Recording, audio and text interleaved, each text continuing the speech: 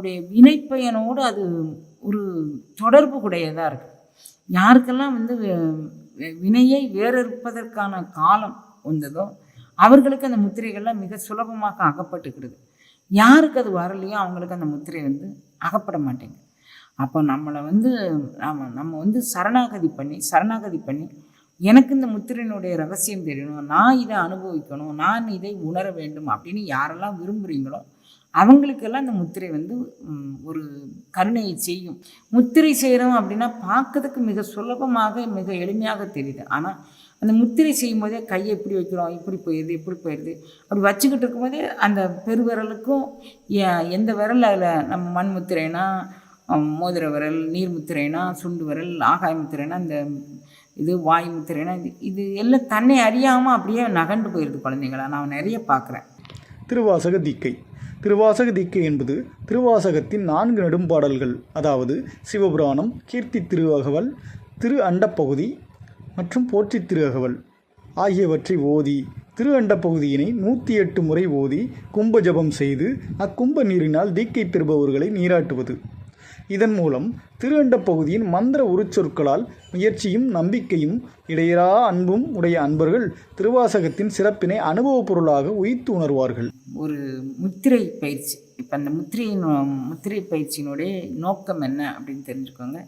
இப்போ மாணிக்கவாசகர் திருவாசகத்தில் சொன்ன மாதிரி ஒரு பாடலில் சொல்லார், சகம்பே என்று தம்மை சிரிப்ப நான் அது ஒளிந்து நாடவர் பழித்திரை பூனதுவாக கோணுதலின்றி சதுர் இழந்து அரிமால் கொண்டு சாரும் கதியது பரம அதிசயமாக கற்றா மனமென கதறியும் பதறியும் மற்றோர் தெய்வம் கனவிலும் நினையாது அறுபுறத்து ஒருவன் அவனியில் வந்து குருபரனாகி அருளிய பெருமையை சிறுமையென்று இகழாதே திருவடி இணையை பிரிவினையறியா நிழலது போல முன்பின்னாகி முனியாது அத்திசை என்பு நைந்து உருகி நெக்கு ஏங்கி அன்பெனுமாறு கரையது பொருள நன்புலன் ஒன்றி நாத என்றார். இந்த புலன்கள் எல்லாம் வஞ்சப் புலனைந்தின் வழியடைத்து அமுதே அப்படின்னு இன்னொரு இடத்துல சொல்றார்.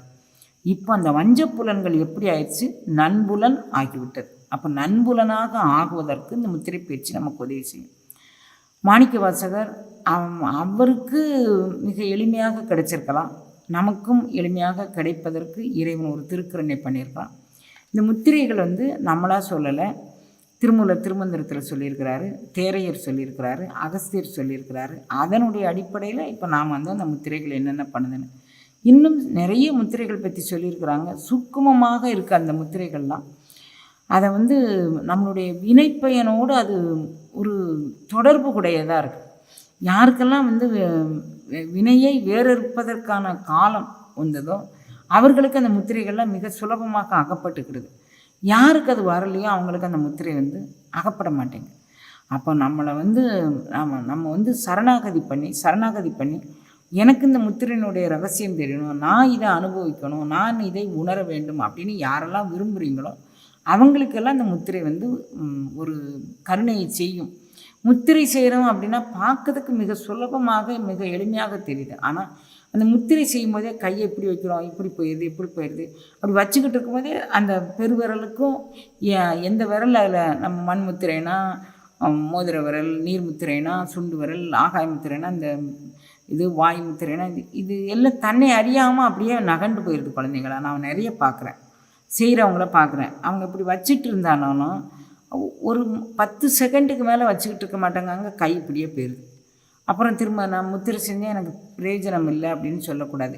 இப்போ வந்து வினையை வேற இருக்க வல்லது அப்படிங்கிறதுனால நம் வினை வந்து அறுபடாமல் போகிறதுக்கு இது ஒரு சாத்தியக்கூறாக அமைந்து விடலாம் அப்படின்னு நான் நினைக்கிறேன். உங்களுக்கு ஏற்கனவே நான் ஒரு ஆள்கிட்ட சொன்னேன், ஒரு நபரை பற்றி நான் சொல்லியிருந்தேன். தன்னுடைய ஒரு மந்திரவாதியினுடைய உதவினால் ஒரு பிராமின் பெண் குழந்தைய ஒரு பையனோடு சேர்வதற்கு ஒரு மந்திரவாதியின் துணையை நாடி அவர் சேர்த்து வச்சார்.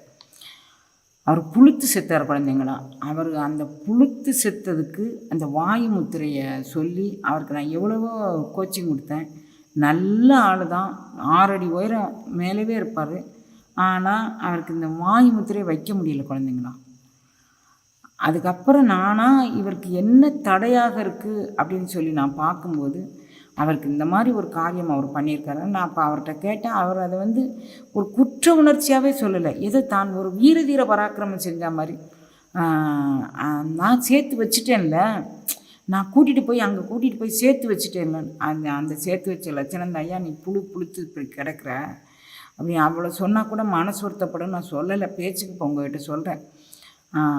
அந்த பொண்ணு செத்து, அவங்க அப்பா அம்மா செத்து, மிகப்பெரிய சூழ்நிலை.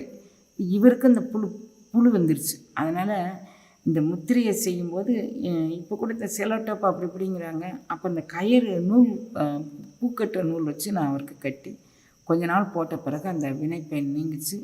அன்னன்னைக்கு எந்திரிச்சு இறைவன்கிட்ட பிச்சை கேளுங்க அப்படின்னு கேட்டேன். என்னுடைய தவறுக்கு நான் மன்னிப்பு கோர்றேன், எனக்கு பிச்சை போடுன்னு கேளுங்க அப்படின்னு சொன்னேன். அப்புறம் 48 நாள் இந்த முத்திரை போட்டு அவர் அது மாதிரி விண்ணப்பம் பண்ணி, சாகும் வரையும் தான் நீங்கள் கேட்கலன்னா மீண்டும் அந்த புழு வர்றதுக்கு சந்தர்ப்பம் இருக்குது அப்படின்னு சொல்லி அனுப்பிச்சி வச்சேன். அது மாதிரி நம்ம ஒவ்வொரு கணமும் நம்ம செய்யக்கூடிய தப்புக்கு நம்ம மன்னிப்பு கேட்டுகிட்டே இருக்கணும் இறைவன்ட்ட. யாரை புண்படுத்தணும், யாரை வைதம் அப்படிங்கிறதுக்கு. அதனால் நீங்கள் அப்படி இது வந்து வினையை வேறறுக்க வல்ல ஒரு பதிவு அப்படிங்கிறதுனால சுலபமாக நம்மளால் செய்ய வராது. இதில் கவனமும் செலுத்த ஒட்டாது. ஒட்டார் ஒன்றை ஒன்றை ஒட்டார், மலரிட்டு உணர்ந்தால் சேர ஒட்டார் அப்படிங்கிறாரு. எதையும் ஒன்று ஒட்டாது. அதனால் நீங்கள் வந்து பூரணமாக சரணாகதி பண்ணுங்கள். இது நமக்கு கிடைப்பதற்கு ஒரு பெரிய வரம் அப்படின்னு சொல்லி இறைவன்ட்ட வேண்டுங்க. நானும் உங்களுக்காக வேண்டி வேண்டுதேன். அதில் வந்து ஒரு 3 முத்திரைகள் முதல்ல மிக சுலபமான முத்திரை தான். ஆனால் இது வினையை வேறு இருப்பதுனால அவ்வளோ சுலபமாக செய்ய வராது. நீங்கள் பார்த்துக்கோங்க. அதுக்கான பயிற்சி முயற்சிகள் எல்லாமே நீங்கள் எடுத்துகிட்டு வந்தீங்கன்னா இதிலேருந்து நம்மளோட இந்த பிறவிக்கட்டுலேருந்து நாம் விடுதலை ஆயிடலாம்.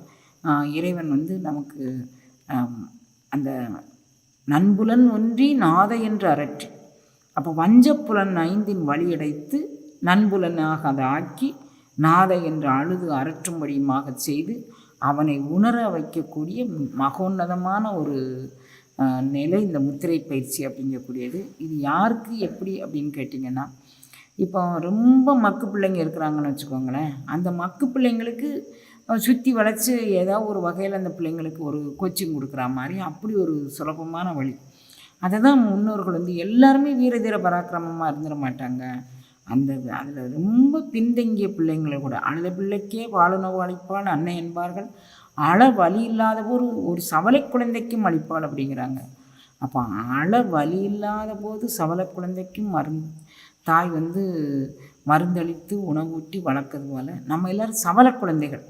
பெரிய வீரதீரமாக நம்ம அட்டாங்க யோகம், நியமம், ஆசனம், பிராணாயாமம், பிரத்யாகாரம், தாரணை, தியானம், சமாதின்னு அட்டாங்க யோகம் வந்து நம்மளால் செய்ய முடியாட்டி இந்த முத்திரைகளை மிக சுலபமாக செய்து நம்ம வழிபாடலாம்.